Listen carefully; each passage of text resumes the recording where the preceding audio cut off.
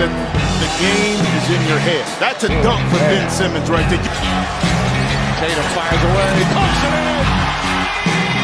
51 for Jason Tatum.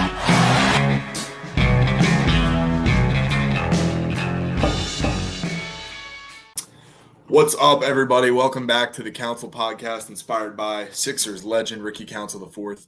I'm Josh Taggart alongside my co-host, Ryan Murphy, and today we're going to be getting into some way too early NBA power rankings and tiers for the 2026-27 NBA season. So I'm excited for it. We didn't discuss anything beforehand, where we have teams, things like that. So it'll be fun to see how this shakes out. But anyways, as always, if you enjoy the video, please leave a like. Make sure to subscribe to the channel. Give us your thoughts and feedback and any content you'd like to see us make in the future in the comments below. So, yeah, that's all I got. Without further ado, let's get into it. All right. Yeah, I mean, listen, we haven't really talked about the whole NBA in general in a while. I mean, it's been a lot recently because obviously a lot of Sixers content.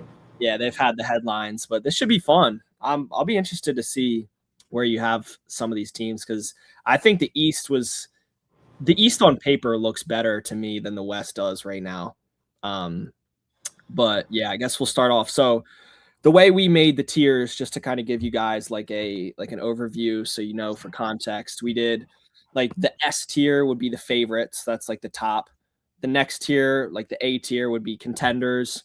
The next tier, like the B tier, would be playoff teams. Then we do like play-in teams, and then D and F tier are like outside the playoffs, kind of looking to tank stuff. Yeah. Like that. I threw a few like categories, headings for how to label those teams, but you'll see that later as we get into it. All right, I'm cool with that. And I'll just reiterate like what we're calling that tier before we talk about it. So sounds good. All right, you want to start off? Yeah. So for my Eastern Conference favorite, number one right now, I have the New York Knicks. I think you have them in S tier. Yes. Yeah. Okay. I have them in S tier. Go ahead. I just think what they showed in the playoffs last year with the run they went on, like that was an insane run. Like that can't be denied. Like they really, they lost Mitchell Robinson, but they kept their core guys together who all know how to play with each other. They have really good chemistry, all really solid defenders. They have Jalen Brunson, who's going to be a dog in the playoffs again. And I think they're a good regular season team. So that's why I have them in my favorites. I guess, do you want to go with your first team in the East now? Yeah. Okay. So I also obviously have the Knicks at 1, as would anyone, but I actually put nobody in S tier. Okay. I moved the Knicks down to A, and I agree with everything you said. Yeah. But my reasoning for them not being in S tier, in the tier of their own, is because I feel like as good as they were last playoffs, they were incredible. I do feel like they caught lightning in a bottle a little bit.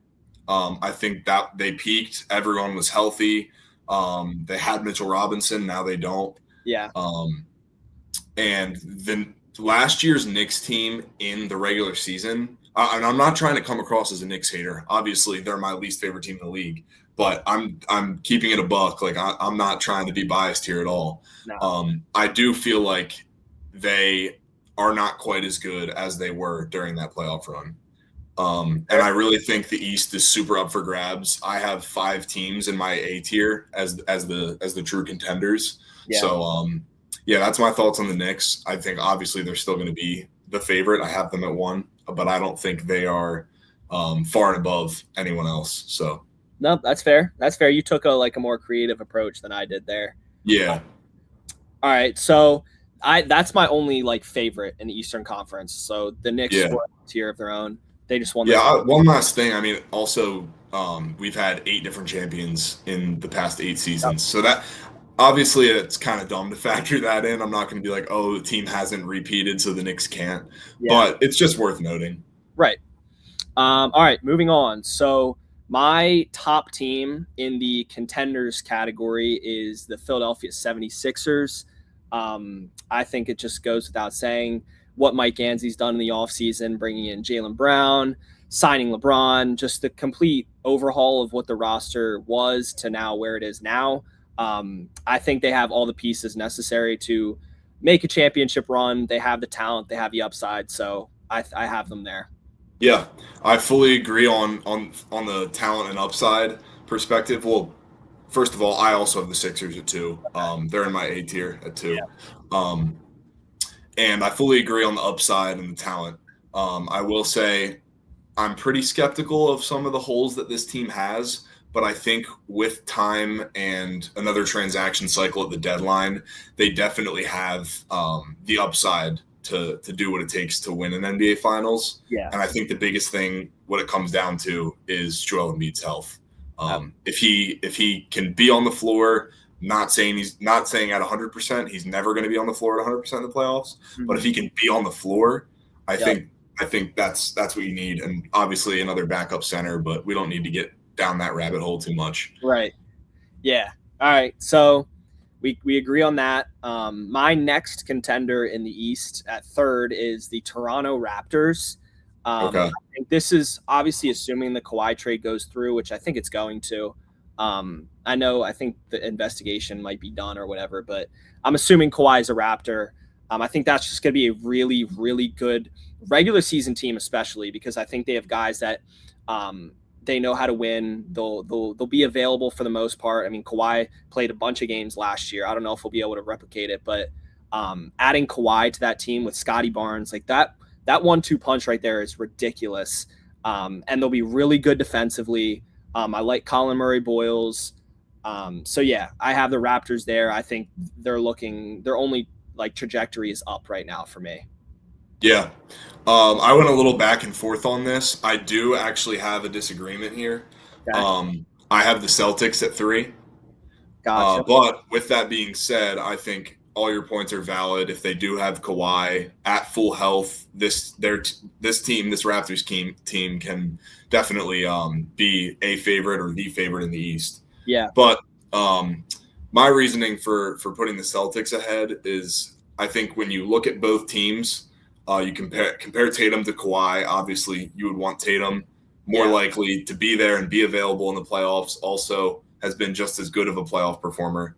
And then you look at the surrounding pieces. I think Paul George coming in a more limited role than what we needed him to do on the Sixers can definitely be very valuable for the Celtics as a 3-and-D wing. I think Mitchell Robinson helps out a lot with their rim protection and rebounding. They're just going to possessions max and try to shoot as many threes as possible. So I think the Celtics are going to be a very good regular season team, just as good, if not better than last year.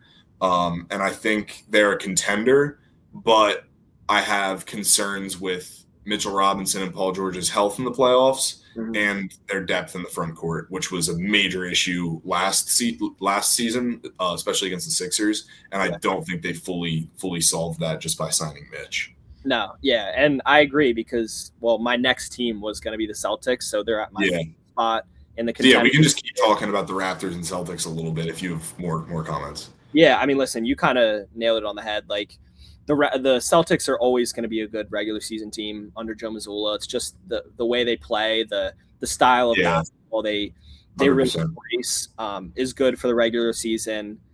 Most of their guys are available like all the time. Like Derek White's available a lot. Peyton Pritchard's available. Tatum's been available before, obviously, the Achilles injury. And they're just a really solid team. And I think contender-wise, like the East is really tough. So I can't say with full confidence that I would like predict them to make the Eastern Conference Finals or anything like that. But I do think if that Mazzulla ball style clicks at the right time, they can beat any team in the East. Absolutely. I agree. They're built right now, but I do think that they need some adjustments and some moves maybe at the deadline or whatever to really to raise their ceiling and their floor, honestly, because I think like you said, the center position, Mitchell Robinson's hurt a lot. So, and then they have Keita, who didn't He was good, better. Yeah, Cato was valuable in the regular season. I think they're going to be great in the regular season. When it comes to playoffs, though, obviously Cato has his limitations. Right. Yes, that's my thoughts on the Celtics. Yeah. The last thing I'll throw in is I feel like Tatum has been able to take on this role where he honestly sort of like what Brunson did a little bit this playoffs, where they sort of just cruise through the first 3 quarters and they have the ability to miss a lot of shots and fail a bunch and still be backed up by their team and still be backed up by a co-star like having Cat, having OG. Tatum's had Brown. Mm-hmm. And now with Brown gone, it's going to be interesting to see if Tatum can still have those off nights where he's shooting, say, like 3 for 14 through the first 3 quarters. And then typically when he comes alive in the fourth, whether or not that's going to be enough for them to still win games when he's off. Right. Just having that secondary scoring option not there is going to be interesting to see.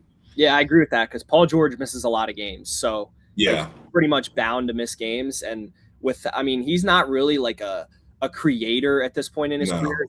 He's not a number 2.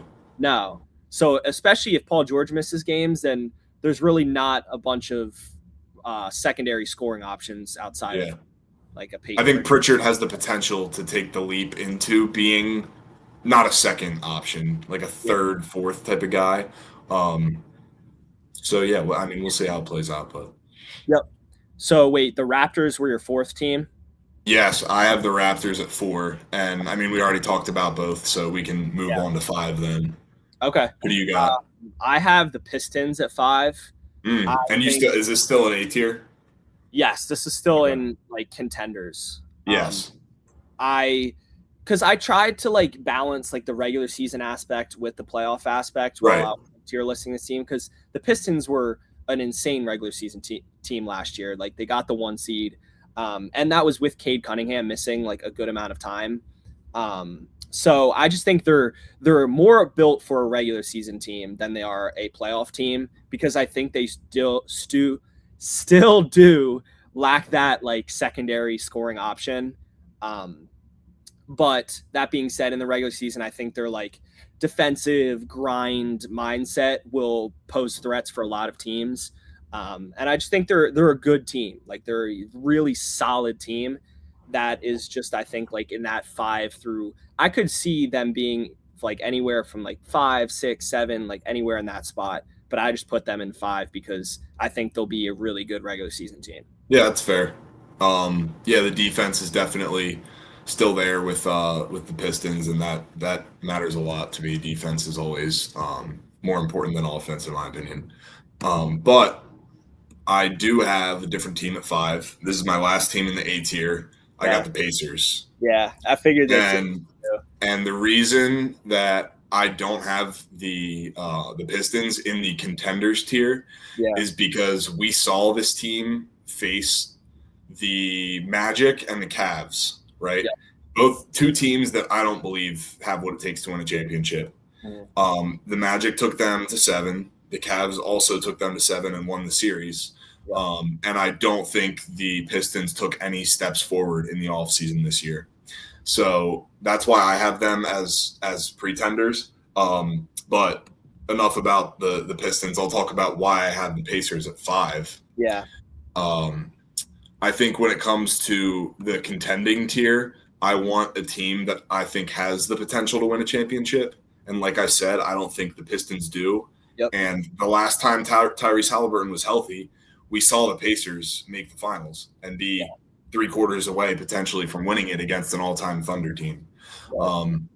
So going into this season, obviously you bring in Zubac, you don't have Miles Turner anymore, you bring in Kelly Oubre, but other than that, it's mostly running back a pretty similar Pacers team. Yeah.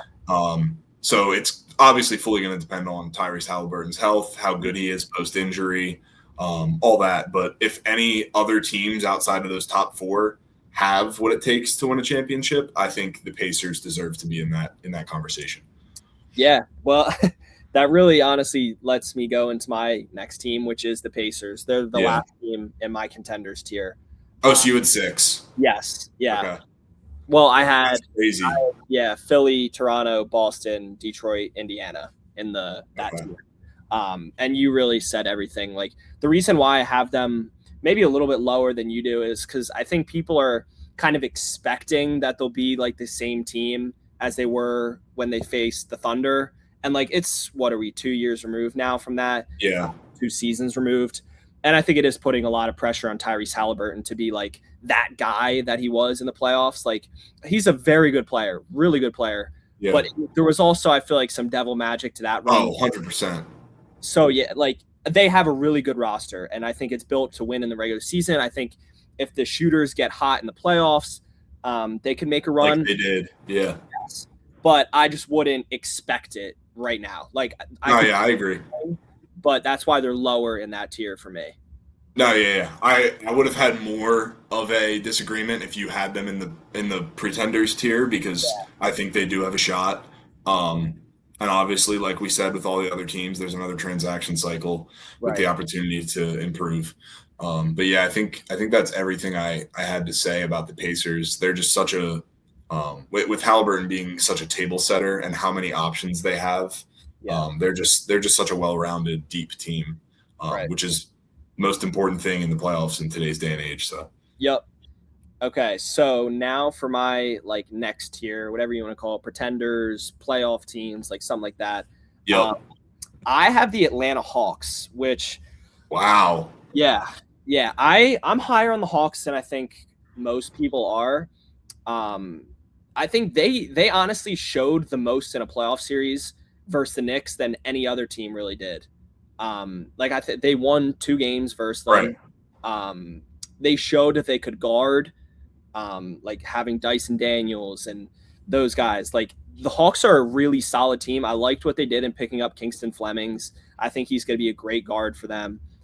He's going to be a stud. Yeah, and they got Zuby Ejiofor, who I think will be solid off the bench. So I just really I think they're a well-coached team. And I just like the vibes with them right now. Like I think Jalen Johnson's a stud, and he's a regular season guy too. Like he will play a bunch of games. He'll get triple doubles. He'll put up stats. Like he's the PRA guy. Yeah, helped me win a fantasy basketball chip last year. So yeah, and I like how they brought CJ McCollum back. I think he was really good for them. Nickeil Alexander-Walker. Like I just think they're a really solid squad. Onyeka Okongwu's good.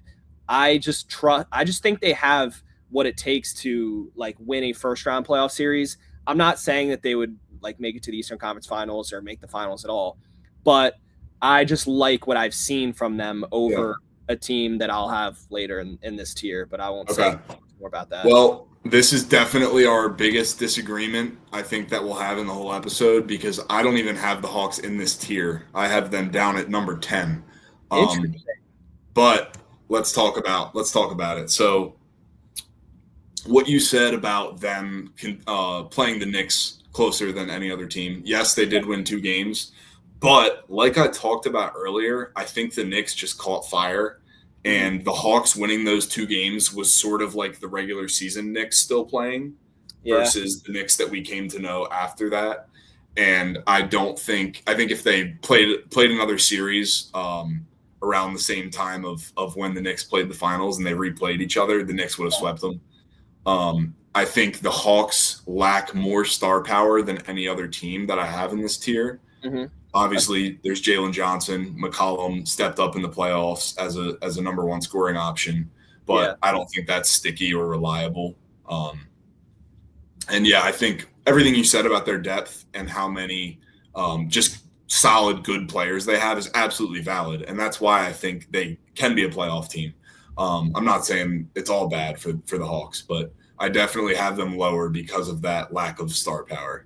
That's fair. Definitely fair. And I do like the moves. They brought in Lou Dort. They brought in Aaron Wiggins, I think, both of them, right? I think that'll just like shore up their wing rotation. I think they got Ryan Nembhard from Dallas, I'm pretty sure, in that Ricochet trade.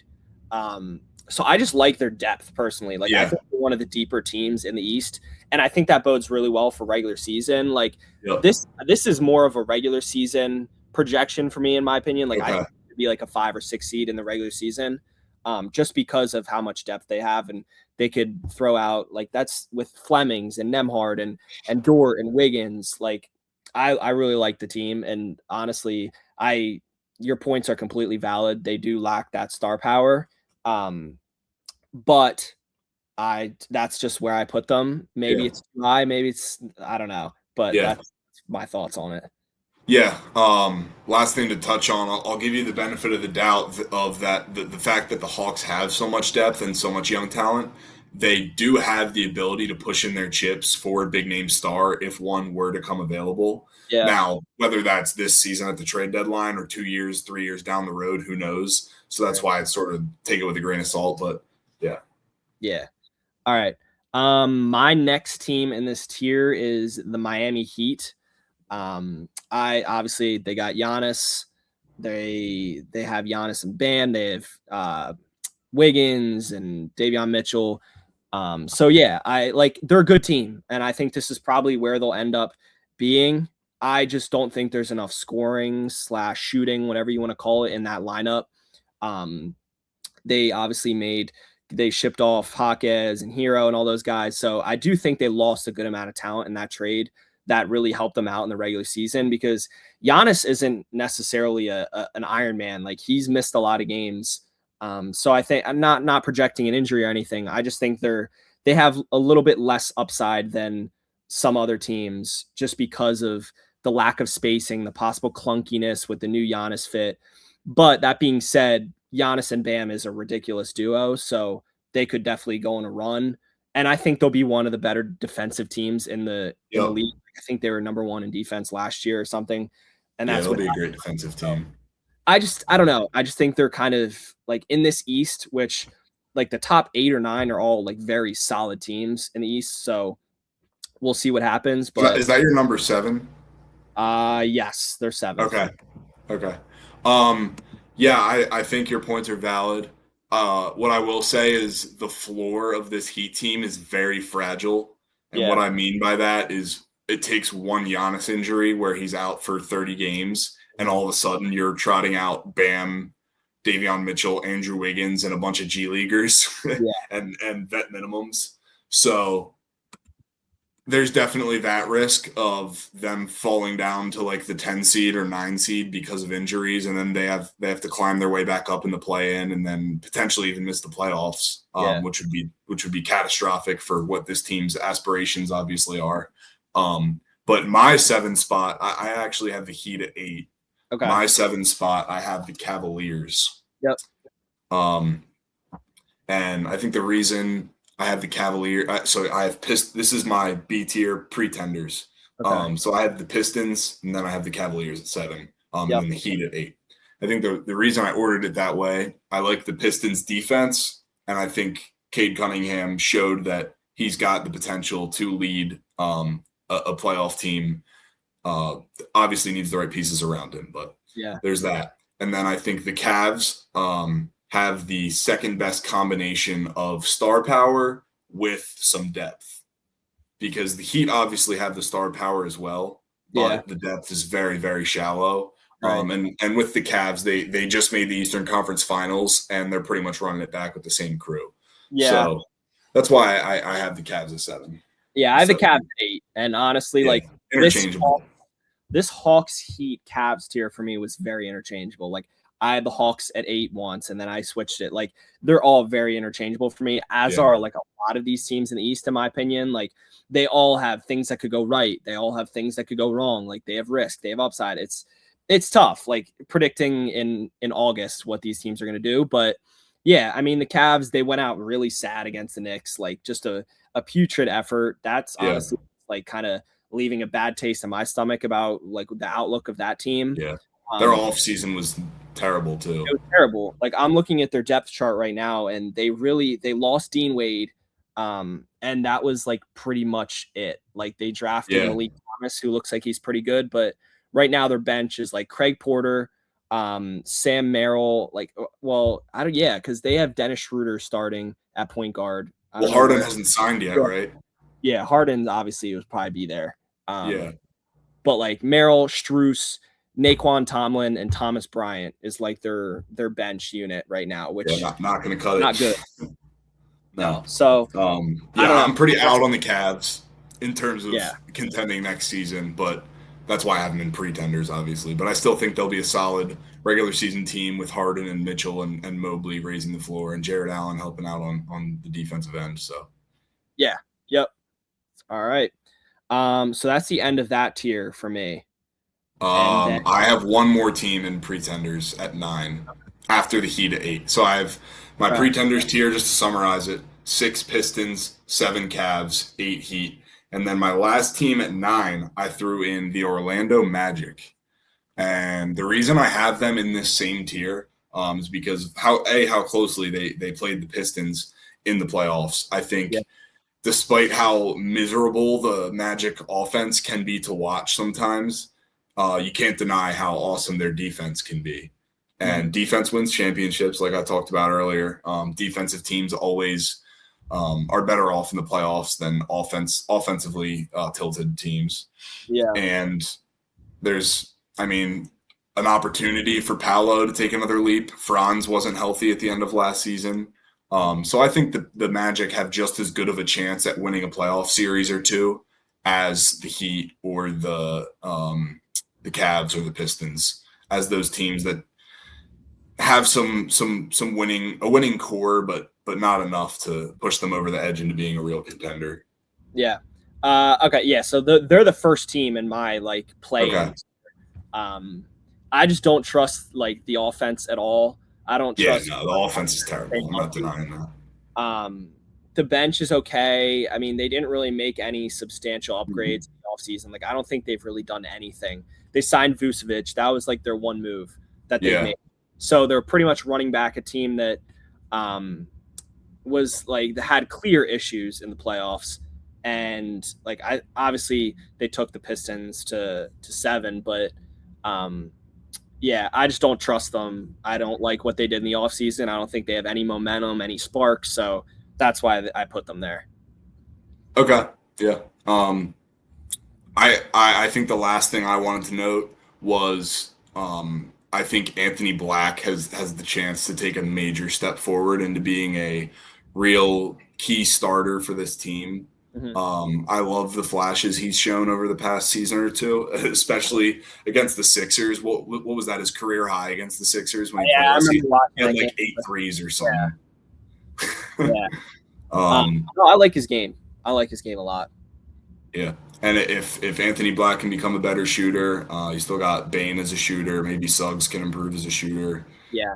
The offense kind of is what it is. I'm not acting like they're going to go from being a terrible offense to being good after making no moves. Right. But I think the defense is just really, really good. So. Yeah. All right. Okay, so we can move on here. I won't talk too much about these teams because they're kind of. Yeah, there's not much to talk about. I have the Wizards next, so they're at 10, I think, for me. 10. My 10 is the Hawks, as I talked about earlier. Yeah. And that's my only team in my C tier, the Hawks at 10, as a play-in hopeful, which I think it would have been fair to bump them up into the B tier with the rest of those teams, but I just had them one below because I don't feel like they have a true first option. All right, that's fair. Yeah, I have the Wizards next. Obviously they've had kind of an exciting past 12 months with Anthony Davis and Trae Young and AJ DeBonsa. They definitely are on the watchability scale. You're going to probably tune into the first couple games to see how that team is running and probably be high paced or fast paced, high octane offense, scoring everywhere. I just don't I don't think they're in a contending tier yet. East is just too good. Right. That's why I put them there. I think they're going to be a fun team to watch with DeBonsa and all that. But yeah, I have them there. Yeah, the Wizards were my next team at 11. I labeled this tier trying to win, but not good. Yeah. And I have the Wizards at 11 and the Hornets at 12. Okay. Just to bounce off of your discussion about the Wizards. Yeah, I agree. They're going to be super fun to watch. I'm definitely going to look forward to tuning into some Wizards games this year, especially to watch DeBonsa and Trae Johnson. Yeah. And I think with some vets in Trae and Anthony Davis, however many games we can get out of him, but the combination of having some proven solid players and then some fun young guys, I think they'll win some games. They'll probably be a little under 500. Yeah. But it would take probably some things that we don't expect to happen in order for them to jump into the play-in or into the playoffs. Right. They would have to stay extremely healthy. Like Trae Young would have to play a ton of games. Anthony Davis would have to play a ton of games. So, yeah, I agree with you. They're kind of just all over the place. Their roster's a little scattered, and obviously it doesn't matter. They have plenty of time to consolidate and figure things out with Debanza going into his first year. So right. And, yeah, my 12th team is also the Hornets.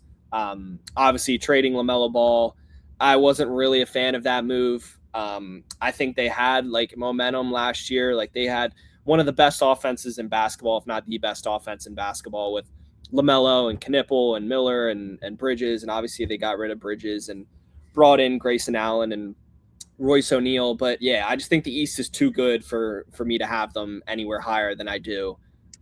Considering I think they probably got worse and are lacking, like you said, one of those like alpha scoring options that can take over a game in the clutch. So that's why I have them there. Yeah, I agree. I think the offense will be fun. The defense will stink. Yeah. And they'll try to win games, but like you said, they don't have a number one option closer type of guy. Yeah, I mean, I don't have many thoughts. They're just a young team trying to figure it out that had some flashes at the end of last season, but with LaMelo going, it's going to be difficult. Yeah. So I actually have two more teams in this tier here. Okay. Obviously, these are like my two worst teams in the tier, but I have the Bulls at 13 and then the Bucks at 14. Very interchangeable for me. I would assume that means your F tier 15 is the Nets. Yes. Yep. Okay. We can talk about all these teams in conjunction here just to run through this quick. Yeah. So I have all three of them in my F tier. I labeled it tanking. I don't think any of these teams are trying to win, obviously, next season. 13, I have the Bucks. 14, I have the Nets. And 15, I have the Bulls. Okay. Just to give you my reasoning for that order real quick, I think the Bucks added some of the good players that made the Heat serviceable. Yeah. So I think the Bucks will be a little bit serviceable. Where did you have the Bucks at? I had them at 14. Like them and the Bulls in like the same category. I have them at 13. And then the reason I have the Bulls last and the Nets above them, I think the Bulls will be probably the worst shooting team in the league. They have so many guys that can't shoot, and I think the spacing is just going to be horrible. And they're very young. So, and then the reason I have the Nets above them, I think having Julius Randle and MPJ, if they're there the whole season, raises the floor a little bit because you have some actual good players. Yeah. And then also, I'm just a believer in Mikal Brown, and Yegor Demon looks tough, man. Yep. Yeah, no, the thing with the Bulls, in my opinion, like I think I'm probably betting a little bit more on like their upside than I probably should be. I liked what I saw out of Josh Giddey and Matas Buzelis last year. Like when they played the Sixers, I really liked what they showed. I think they're like Giddey's really good in the pick and roll, racks up the PRAs. Like he's that type of guy that fills the stat sheet. I think Caleb Wilson's going to be really good in his first year. Like especially defensively. Like I think this team defensively can be very solid. They got Norton Powell, so I think he'll be able to be to kind of elevate their offense and be that shooter that they need. And I think Nick Claxton's a good like a solid starting center. So yeah, I think I'm just betting on Buzelis taking another leap. Like I think he has like more potential than a lot of people realize. Obviously Caleb Wilson. So yeah, I love Caleb. Like these like bottom three, in my opinion, can all could shake out anyway, just depending on injuries and random guys catching fire. So yeah, so yeah, that's all for the East. Yeah, that wraps up the East. All right, let's move on to the West then. Do you have any other thoughts you want to talk about the East, just at a bigger picture? I think this is the best East we've seen in a while, at least. Like 1 through 9-ish are all going to be threats to win a first-round playoff series. A lot of it's going to rely on health. A lot of it's going to rely on do the pieces click together, like for the Sixers, for the Celtics, for the Raptors, for the Heat, that all have these new big pieces to incorporate into their team. How can they mesh? How can they fit immediately? Will they get a high seed? Will they get a lower seed because someone gets hurt? Like there's a lot of different possibilities here, but it's going to be a fun season. Like there's no real nights off in the East, at least starting off the season. Obviously, like towards the middle and end, there'll be teams that are tanking and throwing out 5G leaguers. But I like the depth of the East. I think the top end talent is just as good as it's been in recent memory. So yeah. Although tanking now is actually going to be more of what the Wizards and Hornets are doing, trying to just barely miss the play-in so that they can get the best draft odds. That's true. So I think that could have been actually part of the strategy in signing Trae Young and bringing in Anthony Davis. Yeah. I couldn't have said it better myself. It's going to be a movie watching the East playoffs and the regular season as well next season, and super fun to see who makes it out. Hopefully our Sixers. Yeah. All right, West time. Sure. Do you want me to start off? Yeah, go ahead. All right, so I have two teams in my favorites tier. Yeah, I think we're obviously going to be aligned there. Who do you have at 1? I have the Thunder. Yeah, so do I. Okay. Yeah. My reasoning for the Thunder over the Spurs is I think the Thunder win the playoff series this year if they were healthy. If they have J-Dub and AJ Mitchell, I think they win that series. I agree. They just lacked so much creation in those last few games, and Wemby was able to own the paint enough to fight off the Thunder from winning that series. But if they were healthy, I think they would have won it. Yeah, and I think the Thunder are a deeper team than the Spurs are. Like I like what the Thunder did in the draft with Sturts and with Mara. Like I think they'll be able, if guys miss games in the regular season, like the Thunder and the Spurs also, but the Thunder are one of those systems where like they'll plug guys in and they'll fit the roles perfectly. I think like Lou Dort, I think was kind of like dead weight towards the end of the season, towards the playoffs, like really providing much. I think Jared McCain will be really good for them again. And then they have SGA, who's probably the best regular season player in basketball. So I love Bennett Sturts too. I think he's going to contribute in year 1. Yeah. So, I mean, there's not really much. Both can absolutely win the NBA championship. So they're in my favorites tier. Yeah. I'll also say I didn't love the Spurs offseason. Yeah. I think Tobias Harris is kind of an signing. Mm-hmm. Obviously, he has that loser stench around him. Yeah. But also on top of that, I don't think he was quite what they needed at power forward. He's not really, like, on paper, people think he's a floor spacer, but he's not really a floor spacer. He's not the type of guy that you want spotted up. And he's shown that years and years in the playoffs. And then on the defensive end, he's sort of like a nothing, like not terrible, but also not good. And sort of needs the ball to be at his best. Like a post-up guy. So I don't know. I think Tobias will provide most of his value when Wemby is off the floor. Mm-hmm. And one thing that I'll note that I think could push the Spurs over the top is Dylan Harper. Like his development takes a leap. And what they do with De'Aaron Fox is really interesting. I don't really know where he fits in, especially after the finals he had. But Dylan Harper has like the guy mentality and guy. He's going to be so good. So that I could see that being the reason why the Spurs win the West. I think Harper's going to immediately be their second best player. Yeah. Both elite teams though, and we're on agreement there. So yeah. All right. So for my next tier is like the contenders tier. I have the Minnesota Timberwolves. I think they're like my third best team. Competing with the Spurs and the Thunder is going to be tough. So like, you got to take contenders with a grain of salt here, because I don't think the Timberwolves would beat either of them in a playoff series or at full strength. At full strength, right? Yeah. But that being said, I do really like what they've done, getting LaMelo Ball. You re-signed Ayo Dosunmu, who was really good for them.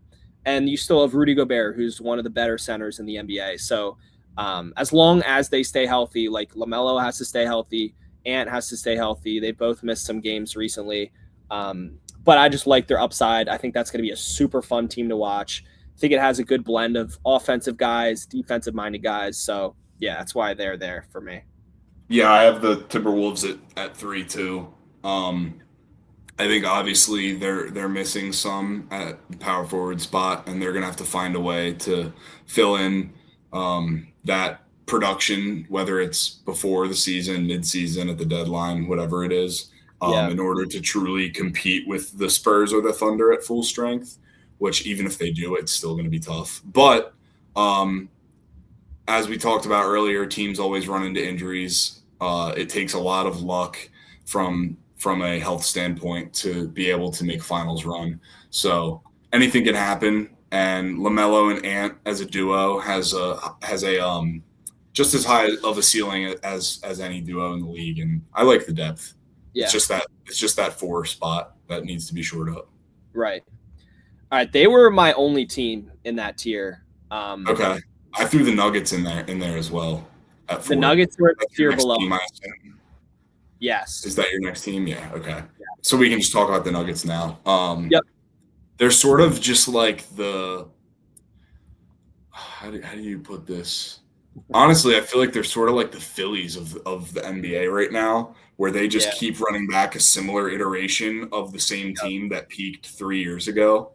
Right. And it's sort of like, sure, they do have the potential to win a championship with this core, but every year that you let them just keep playing together and it doesn't work and you sit there, it kind of just it's like, you know what I mean? It's kind of just that's why I have them like in the tier below, because they just got bodied by the T-Wolves in a series where like Anthony Edwards wasn't really even a factor really. Like he got hurt, and then even when he was playing, he was still hurt. Yeah. Like, and the Nuggets didn't improve really at all. Like I don't think they made any acquisition this offseason that improved their chances of winning.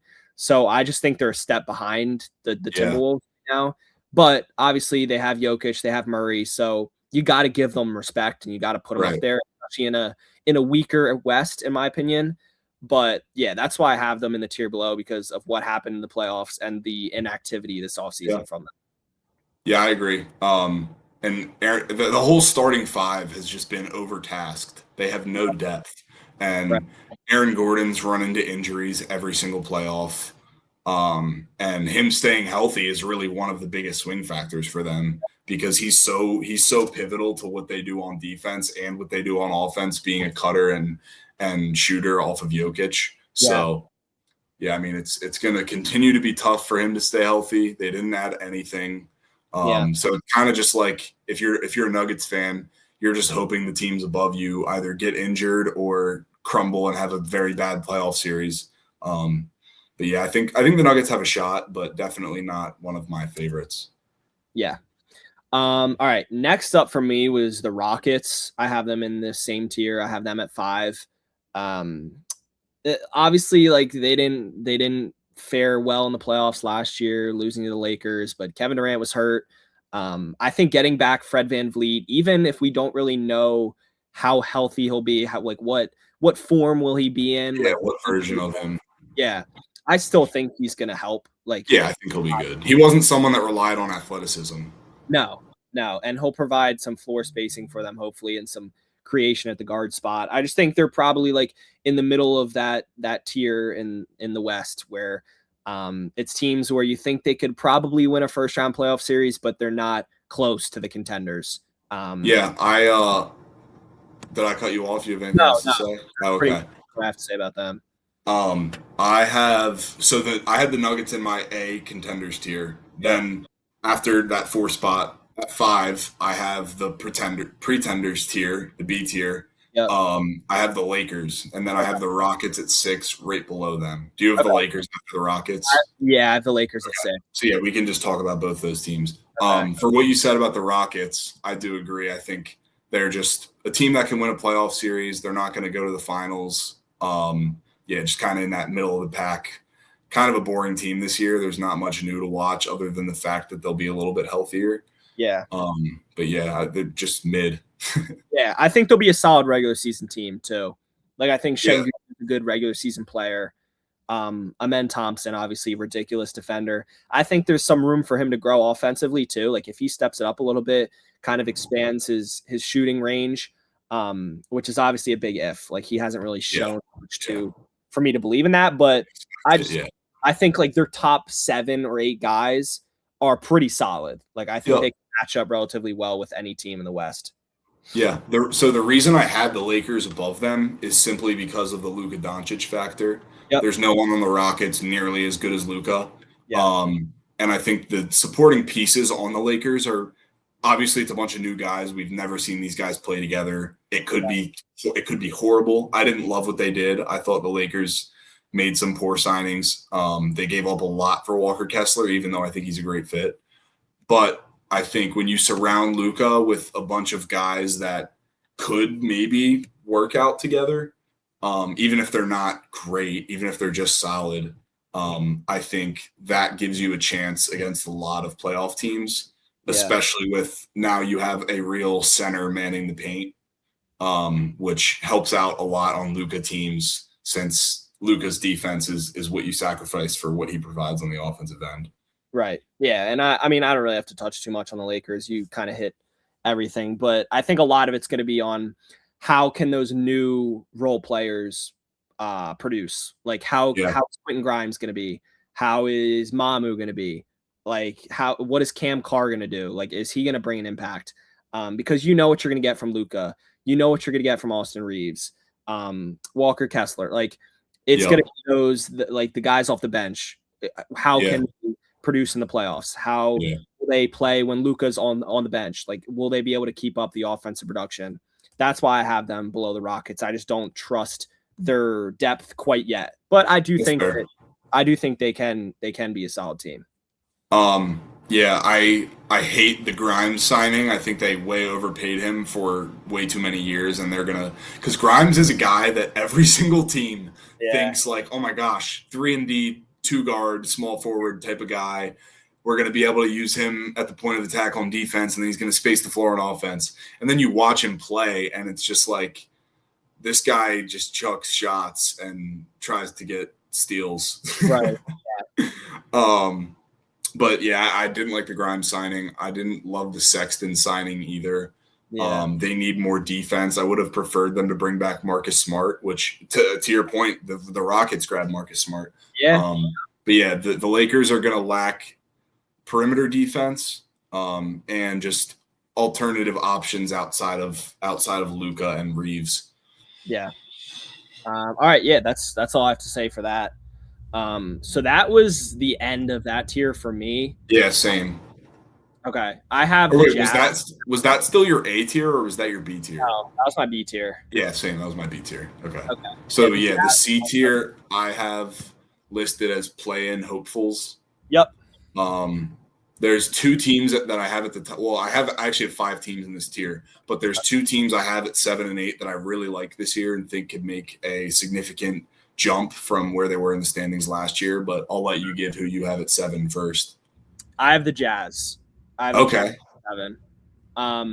I just believe in what they're doing. Like I believe in Will Hardy. I believe in his offensive system. I think Darren Peterson's going to be a stud. I really like Keontae George showed. A lot of it's going to depend, like, can Jaren Jackson stay healthy?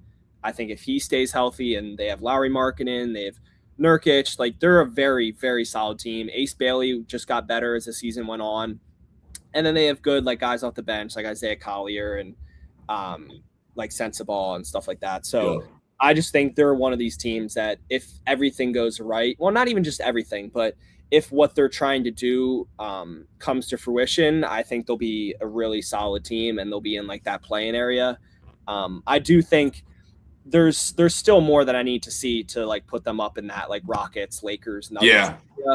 But I think they're going to be exciting. They're young. They have room to grow. So yeah. Yeah, I have the Jazz at 8. I wanted to put them way higher just because I fully agree with you. Like, I believe in everything that they're doing. I think they're going to be super exciting this year and take that leap that similar to what the Spurs did the year before this past season, where they went from bottom of the league to a playoff team. Right. And yeah, I'm really excited to watch Darren Peterson and Keontae George in that backcourt with the spacing of Markkanen, Jaren Jackson, Ace Bailey. Yeah. But I had the Mavericks at 7. Wow, interesting. Because I think Kyrie, Flag, and the role players that they have surrounded around those guys and the defensive infrastructure just is going to provide winning basketball, in my opinion. Interesting. Yeah, I have them a lot lower than you. Really? Yeah. Okay. We'll get into that later though. But Yeah. Okay, yeah. So we kind of agree with the Jazz in that like 7-8 area. Yeah. I have the Blazers as my 8th team. Okay.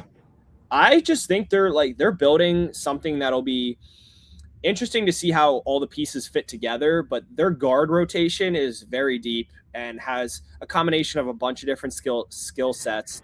They get Dame Lillard back. They have Ja Morant, Shaedon Sharpe, Drew Holiday, and then you still have Denny Avdia. You have Donovan Clingan, who was really good last year. I just think they'll be a really solid regular season team and win like 43, 44, 45-ish games, getting that play-in spot. And yeah, I just like what they're doing. So yeah, I don't really have much like reasoning really why I have them here. I just think their roster, the talent they have, it can work out. So yeah, that's my next team too. I have the Blazers at 9. okay. And I do agree with you. I just think what they've done is so random and weird and confusing. Yeah. Like, I have no idea what their plan is or what they want this team to look like. Because you've got, like you said, Dame, Ja Morant,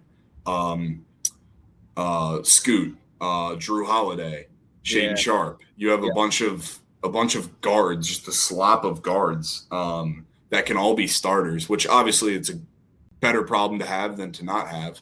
Yeah. But then they lack wing depth. All they really got is Tamani Kamara there. Yep.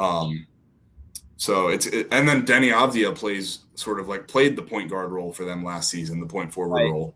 So yeah, I honestly just don't know what to think of the Blazers. So I just threw them at 9, right in the middle of this play-in tier because they made the playoffs last year, and I loved the 2-man game with Avdia and Clingan.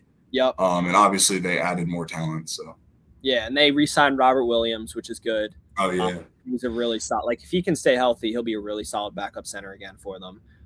If they can consolidate and move some guard depth into wing depth, that transforms this team to a whole new level to where we could be talking about them in that like 5-6 B tier. You know what I mean? Yes. Up next for me is I have the Phoenix Suns, so I think they're at 9 for me. I thought they were pretty good last year, and they kind of overperformed relative to where I kind of expected them to be. I think like Colin Gillespie stepping up was huge for them. They got good minutes out of Mark Williams, and Dylan Brooks was really good. So I just like what they're building. I like the pieces that fit together for them. They drafted Koa Pete. I think he'll help bolster that forward rotation. I'm not saying he'll be anything crazy, but they got Miles Bridges. So yeah, I just think they're like, obviously the West isn't as good, which is why I have them like in the 9 spot. Like I think they'll be able to win regular season games. A lot of it will depend. Like, is Jalen Green healthy? Is he good? I like their Luke Kennard signing. I think he was pretty good for the Lakers last year. He just gives them more shooting options. And I think Kamen Malawak will have a really, really good season. Like, yeah, he's had a great summer league. Yeah, I think he's one of like those breakout candidates. And like looking down in their like 2 deep like bench depth chart here, like I think they have 9 or 10 guys that I'd feel confident being in the rotation. And they still have like Rasheer Fleming, who showed some pop last year. He has some upside. So yeah, I like the Suns. I think their offense is really nice. They have a bunch of different options to go to for scoring and for ball handling. So yeah. Yeah, the Suns are my next team as well. Are they at 9 for you? I have them at 10. They're at 9 for me. Yeah, because I have the Mavericks up there. So I honestly don't have much to add. They're just like a solid, deep team with Devin Booker. So they're going to do pretty much what they did last year. Could be a little bit better with the Malawak breakout, or maybe if Miles Bridges being there now helps them out a little bit. Yeah. But yeah, I don't really have anything to add. They're just going to be solid. Yeah. All right. So moving on, I have the Golden State Warriors at 10. Same. Which, I have them at 11. Which a lot of this, like everything rides on if Steph Curry's healthy or not. Like if he's not healthy, this team could be 14th or 15th in the West, with obviously Jimmy Butler out with the ACL probably until at least February or March. I think Yaxel will help them win this year. Like, you can look at his upside or whatever, but I think this year he's honestly like what they need, like an experienced jumbo-sized wing forward that can kind of do a little bit of everything. So like when this team is healthy, obviously Jimmy Butler's not going to be healthy, but like Steph, Pods, Yaxel, Draymond, Porzingis' health also, a lot of it rides on that. He played pretty well for them. Yeah, the bottom could very well fall out with this team. Yeah, but I just think they're a good like 10-11 bet in the West. Yeah, I agree. I think betting on them to be healthy would be very stupid. Oh, yeah, because they've kind of shown that over and over again, and I think that's why we both landed with them pretty low. I have them 11, you have them 10. Yeah. So yeah, I'm not liking this outlook next season for the Warriors. I think they're going to be pretty bad. Yeah. All right, I guess you can move on from that. There's not much really else to say. Yeah. Wait. So do you have the Mavericks in this tier at 11? No, I have them in the tier. Oh wow, below. you don't even have them in this tier. Okay. I have them in the tier below. And now that I'm thinking about it, like they should probably be in the tier above, but I don't know. Like their guard like depth is like pretty nothing right now, and they're relying on Kyrie Irving to do a ton, which he's old. He's coming off a major injury, and obviously Cooper Flag is kind of like that type of player where he can do everything. So if they have to have him get some of the ball handling duties or self creation, like he can do that. But I just don't believe in like what they're doing outside of Cooper Flag. I think Johnson was a really solid pick. I just don't know how much he really will like move them over the top and generate wins. Like I think he's a solid player where if he eventually ends up on like a good team, like he'll make a difference in those type of games. But he's not a guy that'll go out and get you like 23 points every night. Like he's more of like fill in the gaps, provide that role player type stuff. So yeah, that's why I have the Mavericks down there. Okay. I do think they're like the best of these. I have 3 teams in this tier. I think they're definitely my favorite of the 3 teams, and I kind of see them close to the Warriors. I just think the Warriors have more, like they have Steph Curry. So that's why I'm there. Okay, so here's where I disagree and why I had the Mavs all the way up at 7. I think, well, first off, you have to be a believer in Cooper Flag to believe in this team. I'm a huge Flag believer. I think he's going to be great as he already was last year. Towards the end of the season, he had, a 50-point game and then a 40-point game? Yeah. That was insane as a rookie. So I think Flag is going to be an all-star next season. I think Kyrie, at this point in his career, is still a solid secondary option. Probably not a true number 2 anymore, but they're not contending yet, so it's fine. Yeah. And then the reason that I have them taking a bit of a leap, I think the front court of Flag, PJ Washington, Lively, Merez Johnson, Daniel Gafford, Najee Marshall, I think they have so many options at forward to just have an incredible defensive lineup at all times. And I was super high on Merez Johnson. You know that. I wanted the Sixers to land him. But it's really just going to be a brick wall when you try to get to the rim against the Mavericks with Lively and Gafford and Johnson and Flag. So I love what they did in the front court. You are right that they desperately need help at point guard. I like Max Christie, and it's cool that they took a flyer on Risa Shea as 2 guards. But yeah, they definitely need help at the point. And I mean, maybe Sergio De La Rey can play a little bit of backup point minutes. He looked cool in the summer league with all the flashy passing that he provides, but most likely he's not going to be much in year 1. Yeah. Yeah, I just I don't know what their offensive identity is going to be. Like that's another question for me. Like it's obviously probably going to run through Cooper Flag, but how do Flag and Kyrie work together? Like there's just more questions. Yeah. That obviously if they're answered, they can bump up a lot, but it's August and we obviously don't know what these teams are like. So yeah. And Lively has also had a bunch of injury issues, and I don't even think he's healthy. I remember sometime in this summer he's had an interview and he was still in a boot or something, or he was saying he hasn't run or jumped in months. So I don't know. We'll see. But yeah, there's not much else to stay there. I think now looking back on it, I probably should have had the Jazz above them because I wanted to move the Jazz higher. I just couldn't find what team to put them above because I'm so in on them. But yeah, I think I would move the Jazz to 7, Mavericks to 8. Yeah, no, that's fair. That's fair. Yeah. So I have 2 more teams in this tier that I don't really have to talk too much about.